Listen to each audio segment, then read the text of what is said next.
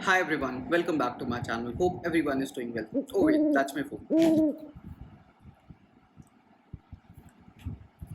So today we are going to talk about. Oh, again, that's my phone. I'm so sorry for that. My God, these apps are so addictive. Oh my God! Wow! So today we are going to talk about habit forming products. What is it about Instagram, Snapchat, and Twitter that we keep checking them on and off? There is a lot of psychology involved here. These apps didn't get lucky overnight. There must be something that is so compelling about these apps. They are designed to engage you. They are designed to make you tick and click along the way. So on that note, let's start the video. So we all have seen products that we use which changes our behavior. For our parents, they are newspapers, magazines, or televisions. For us, they are Instagram, Snapchat, Twitter, Facebook, or OTT platforms like Netflix, Amazon, or Hotstar. It is mostly in our day-to-day habits to come across these things, and we intend to do these activities daily. So, what is a habit? A habit is a behavior which we do with little or no conscious thought. According to a study, around 40% of our daily activities can be considered as habits. So, Facebook, Instagram, Twitter, Gmail, we keep on checking these applications again and again. How is that even possible? How do they do it? So there's basically a four-step process which companies use to make every application addictive. It is called a hook model or the hook framework.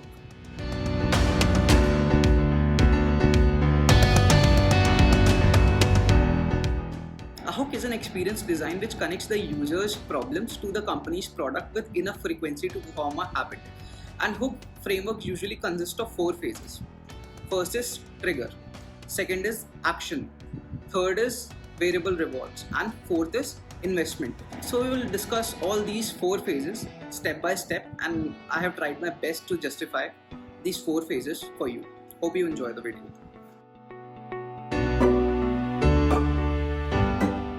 It all starts with a trigger. These companies want us to use their product each and every day. They mostly depend on two factors, frequency and trigger. Now trigger are of two types, internal triggers and external triggers. External triggers are something which tells us what to do next and the information is embedded in our surroundings. And internal triggers are something which also tell us what to do next, but the information is embedded in our brain in the form of negative emotions. The goal of every habit forming product is to involve itself with a negative emotion, that is loneliness, restlessness, anxiety, fear, boredom. Companies look for these internal triggers in users' everyday lives. They don't design them. Whenever we are uncertain about anything, we check Google. Whenever we are lonely, we check Facebook. And if the person is experiencing some other kind of loneliness, sometimes Tinder as well. जोर जोर से बोल के लोगों को स्कीमें बता दे. If you want to check what's going on in your friends' life, you check Instagram. The only reason we use these apps is to modulate our behavior from the current situation and nothing else. Think about it. Give it a thought. These companies are purely playing on our emotions. These companies are just monetizing due to our emotions and nothing else. Give it a thought. Whenever you are spending time with your family, it's been 5-6 hours, you didn't look at your phone. But when the moment you go into another room, the first thought that comes into your mind is to check Instagram or Facebook. How does that happen? It happens because of the same reason, that you're bored or you're feeling lonely.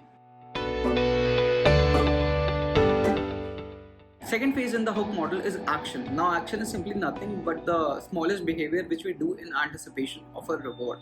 It can be as simple as playing play button on a YouTube or doing a simple Google search. It's as simple as that. So what intends us, or what basically tempts us to form the required action? Action depends on three factors. B is equal to MAT. So what B is equal to MAT stands for? B stands for behavior, which equals to motivation. A stands for ability and T stands for trigger. Motivation is basically something whether you want to do that particular task or not. Ability is something whether you have the required energy to do that particular task or not. And trigger, as we have discussed before.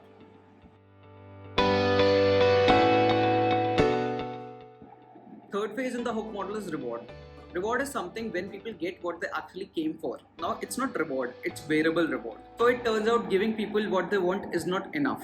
So companies use a variable reward model. And you know what it is based on? It is based on a very interesting study conducted by B.F. Skinner, who is also known as the father of operant conditioning.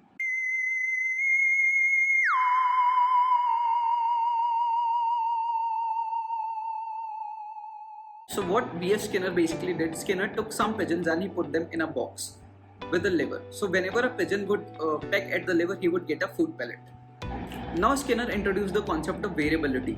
This means now when the pigeon would peck at the liver, nothing would come out. So the pigeon would peck the liver 3 times or 4 times in anticipation of a reward, which is the food pellet. So this basically increased the frequency of pecking of the liver by the pigeon. So that means now when the pigeon used to peck at the liver, nothing would come out. So the pigeon used to peck the liver like 3 times or 4 times. So this increased the rate of pecking. So that mystery or uncertainty experienced by the pigeon of when they are going to get a food pellet is highly habit forming, and you can experience it in all sorts of products.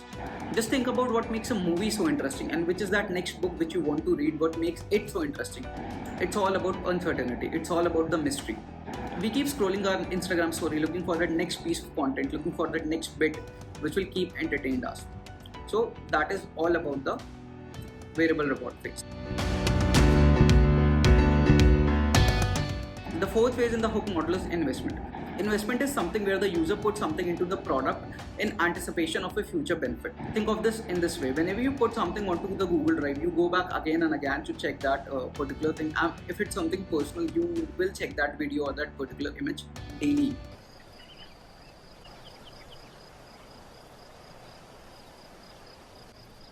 Think of that Spotify playlist which you have saved on your phone. You open the Spotify app and listen to that playlist most probably 3 to 4 times a day. Think of the images or the video which you have saved onto the Instagram or onto the Facebook option or into the archives option. It basically tempts you to go back again and again and to check that particular video. It basically increases your likelihood of your next pass through the hook model, and that's how companies like Facebook, Instagram, Snapchat and WhatsApp engages you on a day-to-day basis. That's how you open your app 24/7, and that's how you're so much addicted to it. क्यों हिला डाला ना? So that's all for this video. I hope you have liked the video. Please do like, share and subscribe. Stay well, stay safe. Thank you everyone.